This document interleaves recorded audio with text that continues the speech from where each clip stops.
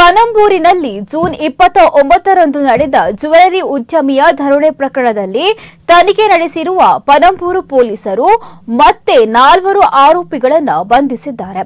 ಕೇರಳದ ಕಣ್ಣೂರು ಮೂಲದ ಮಿಥುನ್ ಲಾಲ್, ಶ್ರೀರಾಗ್, ಮಡಿಕೇರಿ ಮೂಲದ ಉಬೇದ್, ಜಿಯಾದ್ ಬಂಧಿತರಾಗಿದ್ದಾರೆ.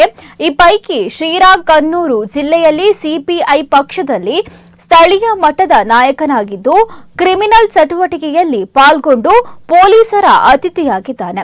ದರೋಡೆ ಪ್ರಕರಣದಲ್ಲಿ ಈತ ನೇರವಾಗಿ ಪಾಲ್ಗೊಂಡಿರುವುದು ಗೊತ್ತಾಗಿದ್ದರಿಂದ ಮಂಗಳೂರು ಪೊಲೀಸರು ಆತನ ಮನೆಗೆ ದಾಳಿಯನ್ನು ನಡೆಸಿದ್ದರು.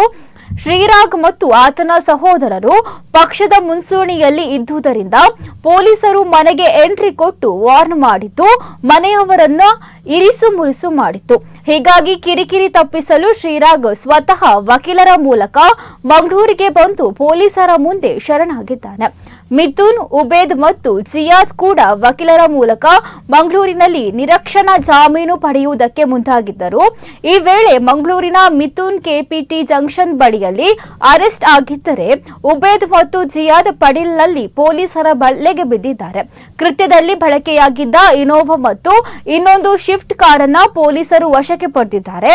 ಅಲ್ಲದೆ 10 ಗ್ರಾಂ ಚಿನ್ನದ ಉಂಗುರ ಹಾಗೂ ಜ್ಯುವೆಲರಿ ವ್ಯಾಪಾರಿಗೆ ಹಲ್ಲೆ ಮಾಡಲು ಬಳಸಿದ್ದ ಕಬ್ಬಿಣದ ರಾಡ್, ಗ್ಲೌಸ್ ಕೂಡ ವಶಕ್ಕೆ ಪಡೆಯಲಾಗಿದೆ.